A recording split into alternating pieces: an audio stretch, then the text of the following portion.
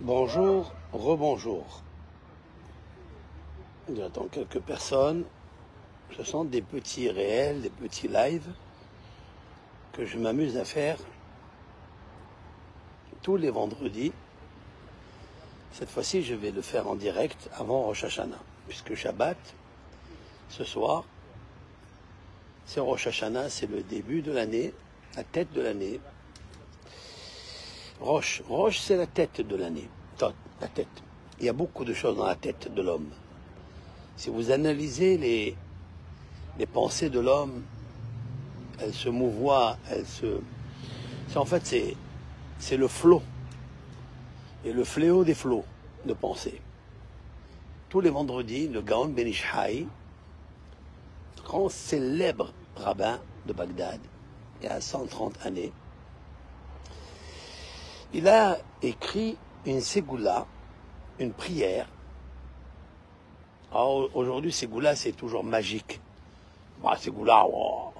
Non, ségoula, c'est pas des astuces magiques, ce sont des vertus de fixation du cœur avec intention d'un changement quelque part dans son intérieur. Et étant donné qu'aujourd'hui, nos sages ont institué de faire l'annulation des vœux. Alors je ne sais pas qui m'écoute. Est-ce que vous avez fait l'annulation des vœux? Qu'est-ce que ça veut dire? Une personne, elle peut être parfaite. Elle peut servir Dieu, je vais dire à 100%. Elle est impeccable, elle est convenable. Mais il y a une pensée très puissante du mauvais penchant qui fait exprès de le faire chuter dans ce qu'on appelle les promesses de la bouche. Toute personne fait des promesses. J'ai toujours dit que la promesse est un dû.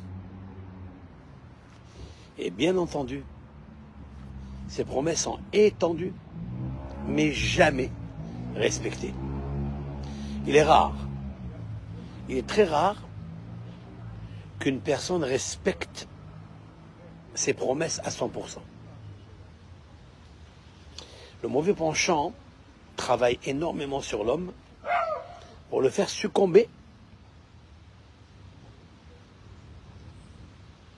J'espère que vous m'écoutez, non? Oui. Très bien. Voilà, je voulais savoir s'il y a du son. Parce que des fois, je peux parler jusqu'à demain, il n'y a pas le son. Là, je vois qu'il y a le son. Et donc, très intéressant de pratiquer cette méthodologie et de la prendre en habitude, en paradigme positif, d'annuler ses vœux tous les vendredis avant le coucher du soleil. Nous rentrons dans Shabbat, nous rentrons dans Rosh Hashanah, cette année exclusivement, Shabbat tombe donc, et nous rentrons aussi dans Rosh Chodesh, le début du mois de Tishrei, balance. Je vais vous dire quelque chose de vrai. Si on prend les plateaux de balance positive, négative, il peut y avoir dans le côté négatif gauche de la médisance, de la colère. Il peut y avoir des péchés sexuels. Il peut y avoir des péchés d'idolâtrie, de colère. Mais le péché le plus pratiqué et oublié, c'est le péché de la promesse. La parole et l'âme. Fauter avec la parole. Cela veut dire faire une promesse et ne pas l'accomplir. Donc faire une fausse couche de ce que le cœur a donné naissance à une parole. Quand je fais une promesse, c'est que le cœur, le monde des émanations, a réfléchi, a promis. Au moment où il a promis, il était sûr. Il était certain qu'il allait accomplir la chose. Mais le mauvais penchant entre le cœur et entre la bouche, il y a une distance pas très large, pas très longue, mais c'est là où il lui met le fossé et la personne se trouve complètement faussée dans sa vie. Lorsque je viens chez l'Éternel, je lui dis ouvre mes lèvres pour dire ta louange, pour raconter tes merveilles, pour chanter à toi, Hachem, le vendredi soir en général, ou bien à Rosh Hashanah. Dieu, il demande une seule chose. Est-ce que tu as accompli tes promesses? La plupart des gens succombent justement dans ce péché. Voilà. Maintenant, le Gaon Ben Ish Chai, il a écrit une prière très intéressante tous les matins. Je vais vous la lire, je vais vous la traduire. En même temps, elle fait office de annulation des vœux. Bien sûr, quand je dis annulation des vœux, ce n'est pas les vœux quand je suis monté à la Torah et j'ai offert un don pour l'amélioration de la synagogue, ou pour l'étude de la Torah, ou pour le jardin d'enfants qui se trouve, pour l'étude, pour payer les professeurs. Cela, on ne peut pas l'annuler, c'est impossible.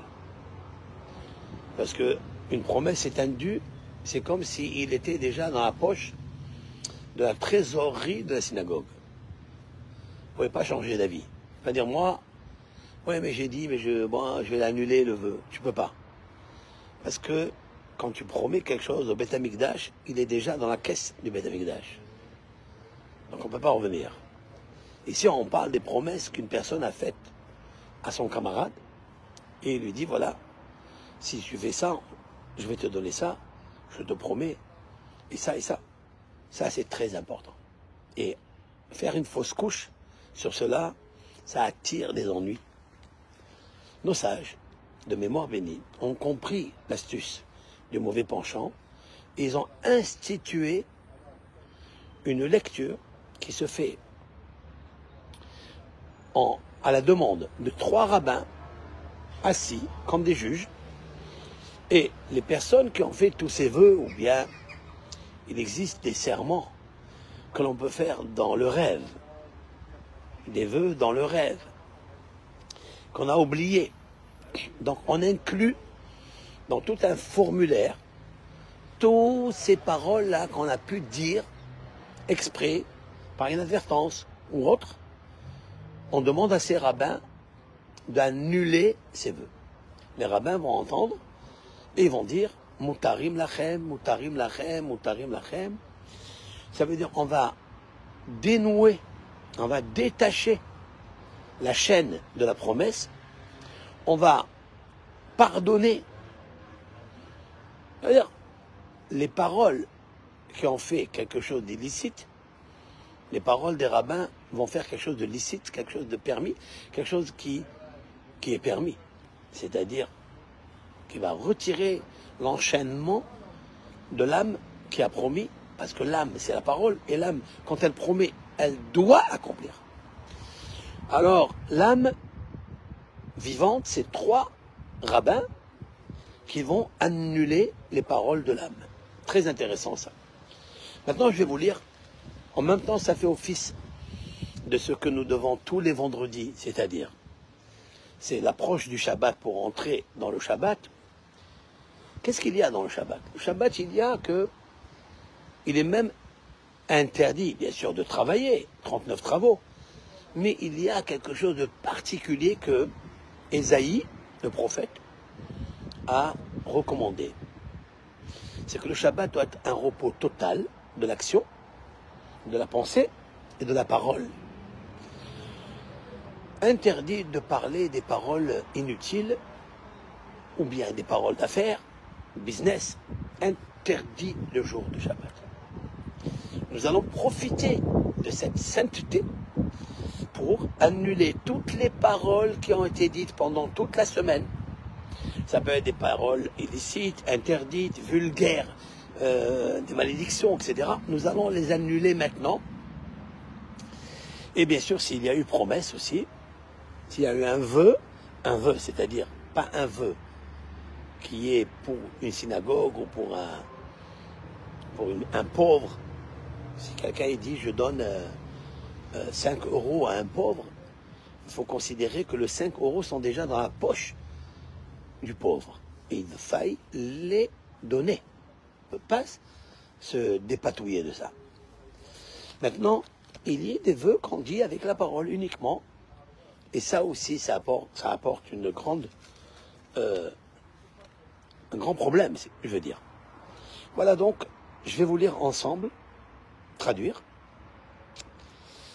Pour ce vendredi, juste la veille de l'année 5784, l'année de Rosh Hashanah, le Rosh Chodesh et le Shabbat en particulier, je voudrais purifier mes paroles.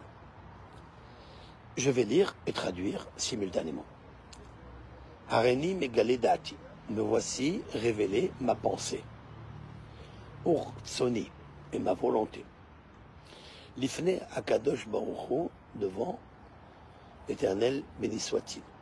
Belev shalem, avec un cœur complet. Benefesh havetza, une âme vivante et désirante, désireuse. Levatel, d'annuler. Bitul gamour, une annulation complète, veshalem, parfaite. Kaddin, comme la loi. Vechalacha. Kol machava zara, toute pensée étrangère. Peguma, qui est abîmée. Ufsula, qui est impropre. Asura, et qui est interdite. Vechol machava, et toute pensée, sheyesh, qui a bas en elle, kafranout, c'est-à-dire athéisme, Dieu préserve. Ça veut dire, je consiste à dire que toutes ces pensées-là, étrangères, illicites, interdites, futiles, et toutes pensées où il y a de l'athéisme, elles sont annulées, une annulation parfaite, complète. Vechol min, et toutes sortes, hirhur ra, mauvaise pensée. Vechol tsiur ra, c'est-à-dire tout ce qui est une créativité de la pensée qui est mauvaise, qui est abîmée, qui est impropre ou qui est illicite ou interdit, et toute mauvaise pensée d'orgueil, et tout ce qui est intérêt du cœur, qui n'est pas convenable à Dieu. Vechol min kaas, et toutes sortes de colère, zam, inflammation, ve'akpada, exigence, sur mon ami, sur ma femme, sur mes proches. Il existe des fois où on a dans le cœur une akpada, ça veut dire, voilà, on ne veut pas faire des concessions. Il m'a énervé, il m'a rendu jaloux, il m'a mis en colère, il m'a désobéi. J'ai une exigence à l'intérieur de moi, je ne veux pas la pardonner. Maintenant, à ce moment, n'est-ce pas, il convient, juste quelques minutes avant Rosh Hashanah, le Shabbat, que Imya alou belibi. Et là, il dit quelque chose de fabuleux où tous les psychologues, tous les génies psychologues, les neurosciences, lorsqu'il y a une émotion qui monte à la tête, elle monte du cœur à la tête, lorsqu'il y a une émotion qui monte, il le dit ici, Imya alou belibi, s'ils montent dans mon cœur, ils émergent, ils émanent, et ils montent vers la colère, ou mohi, dans mon cerveau, et toute heure et heure, je veux maintenant rétroactivement les annuler. Cela veut dire quoi? Ça veut dire que demain, peut-être, ou ce soir, à table, il va me monter à l'idée ce que m'a fait Ploni, Almoni, Monsieur X, Madame X, mon ex. Il va me monter à l'idée parce que un homme, femme, il est toujours fragile dans son cœur de ce que lui a fait Monsieur Untel, Madame Untel, sa fiancée, ex, etc. Ils lui montrent toujours ce qu'on appelle Ogmat Nefesh, c'est-à-dire un soupir de tristesse, d'amertume de cœur ou d'âme.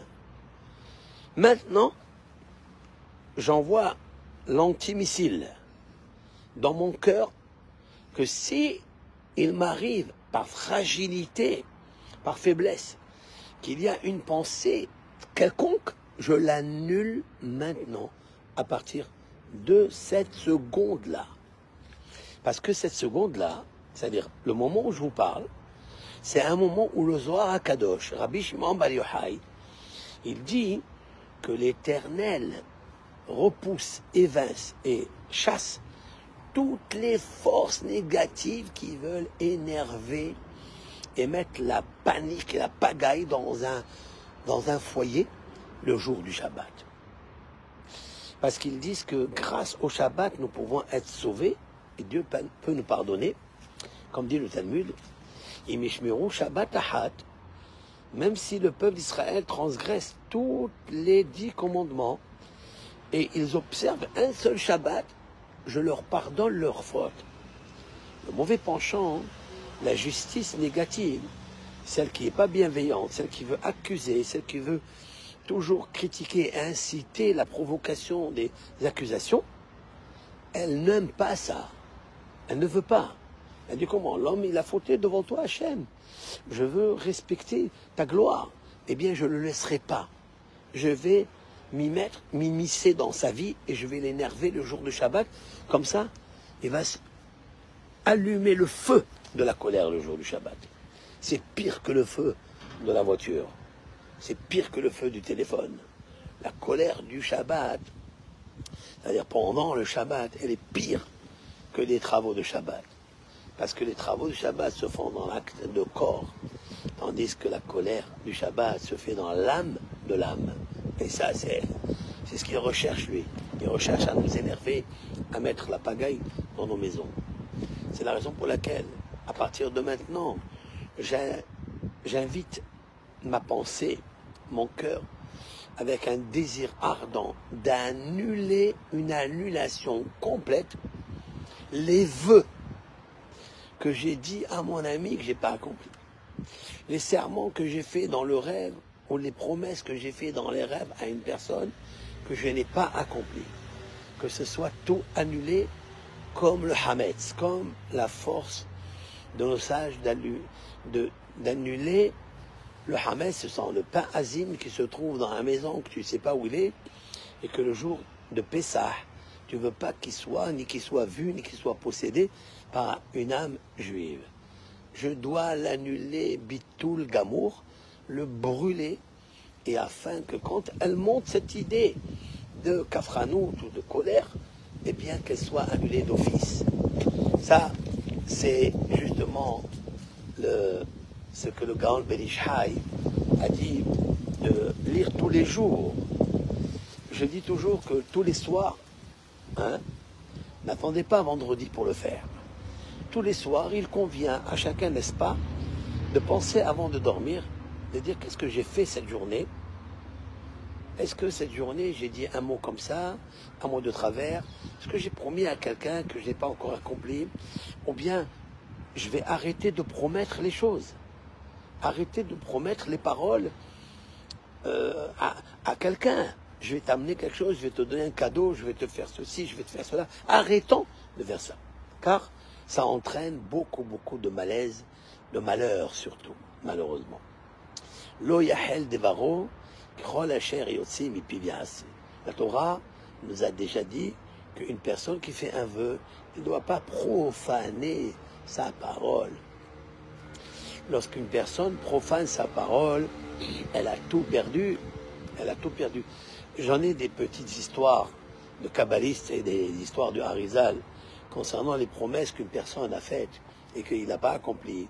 Qu'est-ce qu'il devient, cette personne? Qu'est-ce qu'elle devient? Qu'est-ce qu'elle devient dans la vie? Très important. De là, on voit que, voilà, l'âme, en fait, c'est la parole. L'âme, c'est la parole. Puisque Dieu a dit dans la Genèse,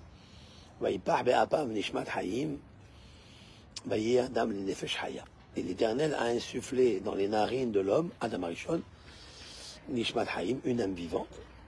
Et l'homme est devenu Nefesh, une âme végétative, Haya, vivante. Qu'est-ce que ça veut dire? C'est quoi ce pléonasme, ce double langage? C'est la même chose. Tu viens de dire Nishmat Haïm. Pourquoi tu dis Nefesh Haya? Nefesh Haya, l'explication, c'est la parole vivante. Il y a une âme qui vit, il y a quelque chose qui est extraordinaire chez nous. Mais comment se traduit cette âme par la parole? Vous voyez que la parole, c'est elle qui donne Nefesh Haya, la vie. Si on tient à la parole, on ajoute la vie. Si on ne tient pas la promesse, malheureusement, on peut enlever la vie. Malheureusement. C'est la raison pour laquelle il convient tous les soirs avant de dormir de pardonner à tout le monde, de s'habituer à dire je pardonne et je pardonne et je pardonne à tout le monde, que personne ne soit puni à cause de moi, parce qu'il m'a promis et il n'a pas fait. Annuler tout ça. Et aussi, tous les vendredis, avant Shabbat, il y a une force que Dieu a déjà introduit dans le monde. Il a déjà diffusé dans le monde qu'il annule toutes les accusations avant le Shabbat. Aucun mécatreg, aucun accusateur n'a le droit à dire à Bishma Balehai de lever la bouche, de lever les yeux contre un juif et une juive qui pratique le Shabbat. Personne ne doit le faire. Je profite de cette diffusion de messages, de volonté de Dieu, et en même temps, moi aussi, j'annule toutes les mauvaises pensées que j'ai sur quelqu'un. Alors quand je rentre à Rosh Hashanah, et surtout le Shabbat de Rosh Hashanah, dans cette perspective, dans cette intention, en fait, je me marie avec Dieu. En fait, je suis avec Dieu. Et ma prière, elle est saine, ma prière, elle est propre, elle est sobre. Voilà, parce que elle est lavée, elle est nettoyée, elle est de toute iniquité, de toute problématique. C'est ça que je veux vous dire aujourd'hui. J'ai profité de prendre quelques minutes pour vous le dire avant notre Shabbat Kodesh. En tous les cas, encore une fois, que vous soyez inscrits dans le livre de la vie, dans le livre de bonheur, dans le livre de la santé, et de prier pas seulement pour lui, prier pour tout le Ham Israël, qu'il sorte de l'exil, et que le Beth Amikdash soit construit, afin que toutes les nations viennent à Jérusalem pour proclamer, prôner le royaume unique de Hakadosh Baruch Hu. Amen ve Amen. Shabbat Shalom, Shana Tova, et aussi Rosh Chodesh Tov, puisqu'on est le début du mois, Rosh Chodesh. Que tout se renouvelle. Rosh Chodesh. C'est quoi Rosh Chodesh? La tête nouvelle, sans mauvaise pensée, sans épicurien, sans athéisme, sans difficulté. Voilà. Avec ça, Hashem, on est bien, on est bon d'aimer les uns les autres pour amener la bracha dans le monde, la bénédiction dans le monde. Shabbat Shalom, tous et toutes, et tout le monde entier qui rentre dans le groupe Hevrat HaShalom, dans le groupe de la paix. Nous sommes dans Facebook et YouTube, Instagram et tout le reste des réseaux. Nous sommes le groupe du Shalom. Alors le Shalom, on le commence par soi-même, d'aimer le Shalom, d'être le Shalom et prier pour les autres. Yavo Shalom Yanuhu. Et que Hachem, qui s'appelle Shalom, il vienne et déverse la paix dans le monde. Amen ve Amen. Bye bye. Kol tov.